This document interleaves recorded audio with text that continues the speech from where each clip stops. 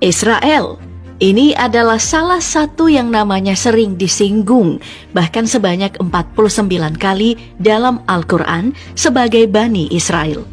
Jadi, Israel atau Bani Israel adalah sama. Meskipun persoalan Bani Israel dan Israel masih berbeda pendapat apakah keduanya sama. Tapi pada dasarnya, Israel atau Israel adalah gelar kehormatan untuk Nabi Yakub yang artinya kekasih Allah atau yang terpilih. Julukan ini diberikan karena kekhusyukan Nabi Yakub dalam beribadah dan berserah diri kepada Allah Subhanahu wa Ta'ala. Jadi, Bani Israel ini merujuk ke keturunan Nabi Yakub dari ke-12 putranya. Nah, dari mana nama Yahudi muncul? Ini merujuk kepada salah satu anak dari Nabi Yakub yang bernama Yehuda yang paling banyak keturunannya. Awalnya, Yahudi hanyalah yang merupakan keturunan Yehuda. Kemudian berkembang dan tidak hanya mengacu ke satu keturunan saja, tapi merujuk ke semua keturunan Israel atau Nabi Yakub.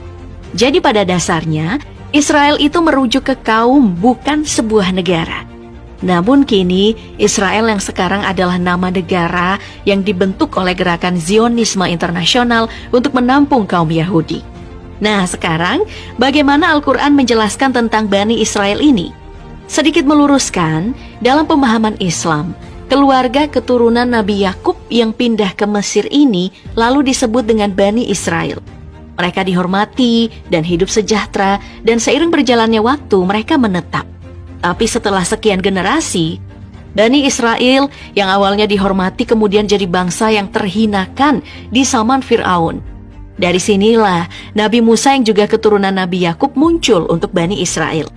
Makanya dalam Al-Quran surah Al-Maidah ayat 21 disebutkan, "Hai kaumku, masuklah ke tanah suci Palestina yang telah ditentukan Allah bagimu, dan janganlah kamu lari ke belakang karena takut kepada musuh. Maka kamu menjadi orang-orang yang merugi." Ayat ini menjelaskan tentang perbincangan Nabi Musa alaihi salam dan pengikutnya tentang tanah Palestina. Nabi Musa alaihi salam meminta pengikutnya untuk menuju tanah Palestina, karena di tanah itu bisa mensucikan dari kemusyrikan dan banyak nabi yang diutus di tanah itu. Tanah yang telah ditentukan Allah bagi manusia yang beriman. Bahkan Allah Subhanahu wa Ta'ala menjanjikan tanah suci ini kepada Bani Israel dengan syarat mereka mau beriman kepada Allah Subhanahu wa Ta'ala dan mau memerangi orang kafir. Tapi pada ayat selanjutnya disebutkan, Israel tidak serta-merta menuruti perintah Nabi Musa untuk memasuki tanah Palestina.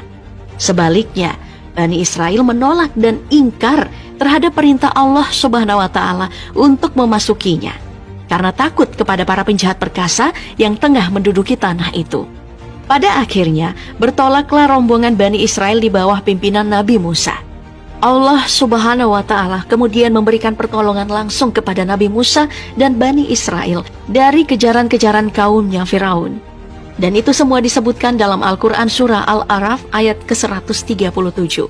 Dari kami warisan kepada kaum yang tertindas itu, bumi bagian timur dan bagian baratnya yang telah kami berkahi. Dan telah sempurnalah firman Tuhanmu yang baik itu sebagai janji untuk Bani Israel dikarenakan kesabaran mereka. Dan kami hancurkan apa yang telah dibuat Fir'aun dan kaumnya dan apa yang telah mereka bangun. Dalam ayat ini dijelaskan nikmat Allah Subhanahu wa Ta'ala yang terbesar kepada Bani Israel setelah ditindas dan diperbudak oleh Fir'aun dan kaumnya. Nikmat tersebut adalah mewarisi kawasan barat dan timur, yaitu Baitul Maqdis atau tanah Palestina. Dengan demikian janji Allah terhadap Bani Israel telah terlaksana dengan sempurna.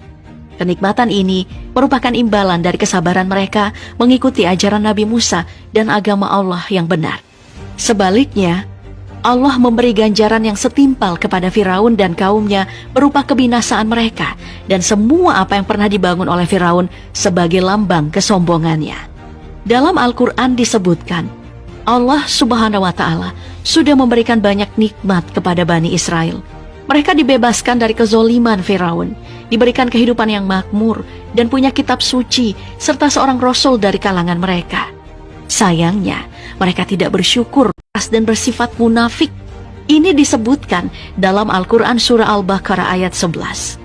Dan apabila dikatakan kepada mereka, "Janganlah berbuat kerusakan di bumi," mereka menjawab, "Sesungguhnya kami justru orang-orang yang melakukan perbaikan."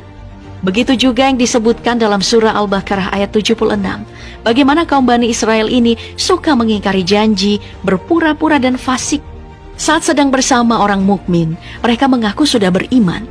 Tapi saat kembali bersama golongannya, mereka kemudian kembali ingkar.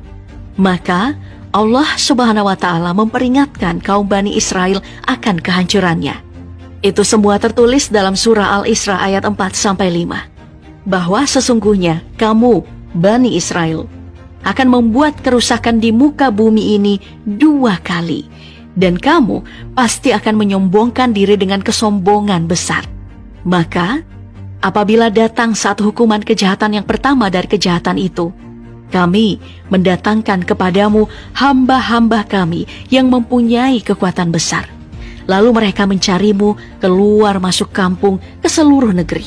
Dan itulah ketetapan yang pasti terlaksana. Dalam ayat ini dijelaskan bahwa Allah telah mewahyukan kepada Musa alaihi salam bagaimana termaktub dalam kitab Taurat bahwa Bani Israel akan membuat keonaran 2 kali di bumi Palestina. Sehingga Allah menggerakkan musuh-musuh mereka untuk membunuh, merampas, dan menghancurkan negeri mereka. Sesudah bertobat, mereka pun dilepaskan Allah dari kesengsaraan. Kerajaan mereka dikembalikan dan dianugerahi kekayaan dan kekuatan kembali, baik dalam bidang harta benda maupun kekuatan dalam bidang keturunan dan pertahanan negara. Tapi lagi-lagi mereka kembali membuat keonaran. Maka Allah Subhanahu wa Ta'ala mengerahkan kembali musuh-musuh mereka untuk menghancurkannya. Namun, para ahli tafsir dalam buku sejarah keutamaan Masjid Al-Aqsa dan Al-Quds berbeda pendapat mengenai apakah 2 kerusakan itu sudah terjadi atau belum. Sebagian ahli tafsir menyebut belum terjadi dan sebagian lagi menyebut sudah terjadi. Sebagian dari mereka juga mengatakan bahwa kerusakan pertama telah terjadi, sedangkan kerusakan yang kedua belum terjadi. Ada banyak pendapat tentang masalah ini. Pendapat pertama, kerusakan pertama terjadi sesudah Nabi Sulaiman, di mana kaum Bani Israel kembali kepada kemusyikan, penyembah berhala dan kezoliman. Sehingga Allah Subhanahu wa Ta'ala mengirimkan Nebukadnezar dari Babilonia untuk membunuh mereka, menumpas dan membawa mereka sebagai tawanan pada 586 Masehi. Sedangkan kerusakan kedua terjadi pada zaman Romawi tahun 70 Masehi hingga 125 Masehi. Subhanahu wa Ta'ala mengirimkan penguasa bernama Titus dan Hadrianus untuk membunuh dan mengusir mereka sehingga terpencar-pencar di berbagai penjuru dunia. Pendapat kedua, kerusakan pertama adalah kerusakan yang sama dengan pendapat pertama, yaitu Nebukadnezar mendatangi dan menumpas mereka. Sedangkan kerusakan kedua terjadi pada zaman Nabi Muhammad SAW, yaitu yang terjadi pada Yahudi Madinah dan Khaybar. Pendapat ketiga, kerusakan pertama itu adalah kerusakan yang terjadi pada zaman Nabi Muhammad SAW. Sedangkan kerusakan kedua adalah hari yang terjadi hari ini di Palestina. Seperti yang tertulis di Al-Isra ayat 5. Maka apabila datang saat hukuman kejahatan yang pertama dari kejahatan itu, kami mendatangkan kepadamu hamba-hamba kami yang mempunyai kekuatan besar. Lalu mereka mencarimu keluar masuk kampung ke seluruh negeri. Dan itulah ketetapan yang pasti terlaksana. Itu dihubungkan dengan kondisi sekarang, di mana Hamas mencuri perhatian dunia setelah berhasil menembus Israel. Mereka bahkan berhasil masuk ke perkampungan orang Yahudi. Dan ini seperti yang tergambar di Al-Quran. Mereka melakukan serangan terhadap Israel dari berbagai arah, termasuk darat, udara, dan laut. Meski jumlah mereka sedikit, Israel kesulitan mengatasi serangan mendadak itu. Tak hanya pihak-pihak di Palestina, seperti jalur Gaza, sejumlah kubu dari Hizbullah Lebanon dan Suriah, ditambah dari Houthi, juga menembakkan roket ke arah Israel. Dan yang terbaru adalah serangan mengejutkan dari Iran. Kondisi-kondisi ini yang kemudian dihubungkan dengan yang ada di dalam surah Al-Isra ayat 5.